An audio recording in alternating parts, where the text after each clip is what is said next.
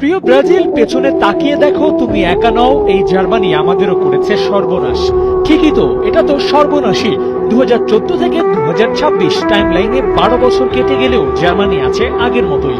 ওরা ব্রাজিল থেকে কুরাসাও কাউকে ছেড়ে কথা বলে না। 6 মিনিটে প্রথম গোলটা দেওয়ার পর জার্মানির জালে কুরাসাও বল পাঠায় 21 মিনিটে। নয়ারের অসহায় আত্মসমর্পণের সেই চাহনিটা যেন জামাল মুসিয়ালাদের স্পিড বাড়িয়ে দিয়েছে কয়েক গুণ। এরপর একের পর এক গোল করে কুরাসাওয়ের দেওয়া সেই এক গোলের প্রতিশোধই যেন নিয়েছে জার্মানি। তবে এই ম্যাচটা কুরাসাওয়ের জন্য যতটা না আলোচনার, তার থেকেও বেশি ব্রাজিলের জন্য। 14 বিশ্বকাপের সেই বাজে স্মৃতি নিয়ে যে খোটা ব্রাজিলকে দেওয়া হয়, সেখান থেকে একটু হলেও যেন এবার রেহাই মিলেছে। বলা যায় দায়মুক্ত হয়েছে সেলেসাওদের।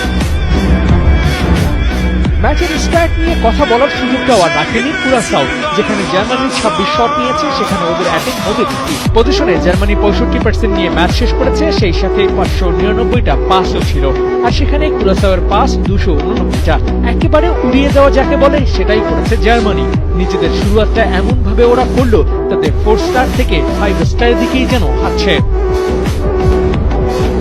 ম্যাচের ফল এমন হবে এটাই তো স্বাভাবিক। যেখানে জার্মানি বিশ্বকাপ জিততে এসেছে, সেখানে কুরাসাও প্রথমবার খেলার যোগ্যতা অর্জন করেছে। শিরোপা জয় আর টুর্নামেন্টের অংশ হওয়ার দুটা ভিন্ন জিনিস। তবু ওদেরকে বাহবা তো দেওয়াই যায়। 15 মিনিটের ব্যবধানে সমতায় ফেরার সেই গল্পটা তো আছেই।